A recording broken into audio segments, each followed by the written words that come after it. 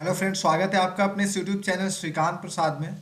Friends, आज हम लोग चर्चा करेंगे कि आरआरबी एलपी का जो नोटिफिकेशन कल जारी हुआ है, उस नोटिफिकेशन में जो एजुकेशनल क्वालिफिकेशन चाहिए वो उस चीज़ पे हम लोग चर्चा करेंगे। ठीक है, क्या आपकी क्राइटेरिया होना चाहिए, क्या क्या आपका सब्जेक्ट होना चाहिए, आपको क्या पास होना चाहिए आपको या अप्लाई करने के लिए, इस चीज़ पे हम चर्चा करेंगे। ठीक है, नोटिफिकेशन के बारे में मैंने पूरा डिटेल कब तक लास्ट डेट वगैरह सब कुछ मैंने कल एक वीडियो बनाकर आप लोग को भेज दिया था।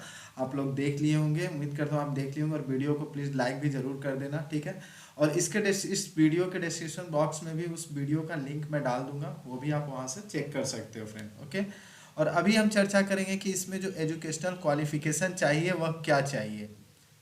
तो मैट्रिकुलेशन सबसे पहले है आपका मैट्रिकुलेशन। मैट्रिकुलेशन मीन्स होता है 10th पास, आपका मैट्रिकुलेशन होना चाहिए और साथ में आपने आईटीआई कहीं से किया होना चाहिए, जो कि वह इंस्टीट्यूट से करना चाहिए, किया होना चाहिए जहाँ वह इंस्टीट्यूट जो कि आप एनसीवीटी और एससीवीटी से वह इंस्टीट्यूट एफिलेटेड हो। ठीक है, मतलब और उसमें जो सब्जेक्ट्स होते हैं, आईटीआई में जो सब्जेक्ट्स होते हैं यानी कि जो ब्रांच होता है वो आपका आर्मेचर एंड कॉयल विंडर हो सकता है, या फिर इलेक्ट्रीशियन हो सकता है, इलेक्ट्रॉनिक मैकेनिक हो सकता है। ठीक है, तो ये सारे चीज़ें आपके ब्रांच हो सकते हैं।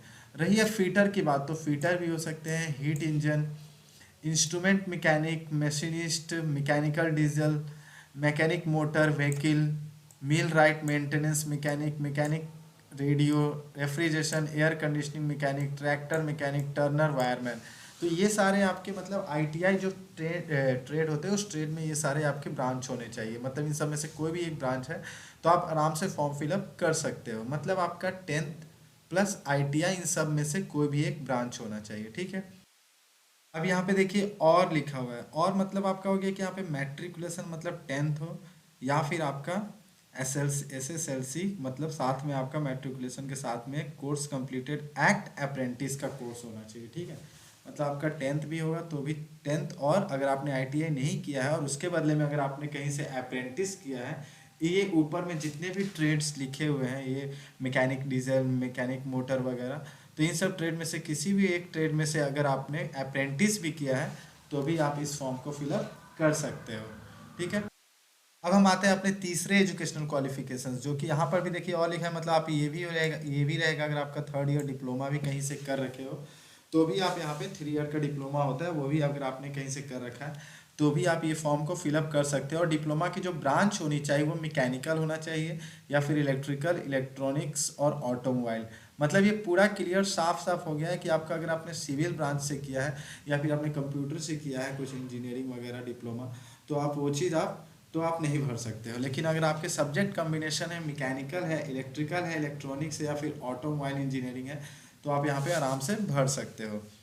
अब यहाँ पर एक और चीज़ देखिए, combination of various streams of engineering disciplines from a recognised institution. ठीक है, और candidates with degree in the engineering discipline mention above can also apply. मतलब अगर आपने बीटेक कर रखा है, बीटेक आपने सिविल ब्रांच और कंप्यूटर साइंस और आईटी ब्रांच को छोड़कर बाकी किसी भी ब्रांच में अगर आपने बीटेक कर रखा है, जैसे कि इलेक्ट्रिकल, इलेक्ट्रॉनिक्स, मैकेनिकल, ऑटोमोबाइल, इन सब में से किसी भी ब्रांच में अगर आपने बीटेक कर रखा है तो भी आप यह फॉर्म को आराम से भर सकते हो। ठीक है, ठीक है, तो मैं उम्मीद करता हूँ कि आपके सारे डाउट्स क्लियर हो गए होंगे एजुकेशन क्वालिफिकेशन में। फर्स्ट पॉइंट मतलब आपका सिंपल है, आपका मैट्रिकुलेशन होना चाहिए और साथ में आपका आईटीआई होना चाहिए कि इन सब में से किसी भी एक ब्रांच में से।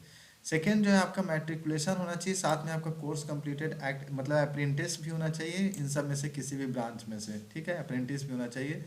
ठीक है, और थर्ड में आपका है कि अगर आपने डिप्लोमा किया है तो डिप्लोमा किया है तो आपका ये सब में से कोई भी एक ब्रांच में आप डिप्लोमा किए हो तो आप यहाँ से आराम से फॉर्म फिलअप कर सकते हो। और अगर आपने बीटेक किया है तो कंप्यूटर साइंस, आईटी और सिविल इंजीनियरिंग ब्रांच को छोड़कर कोई भी ब्रांच वाले आराम से इस फॉर्म को भर सकते हैं। ठीक है, उम्मीद करता हूँ कि वीडियो आपको अच्छे से समझ में आ गया होगा। प्लीज़ दोस्तों लाइक ज़रूर कर देना इस वीडियो को, और अपने दोस्तों के साथ शेयर ज़रूर कर देना। Okay, thank you.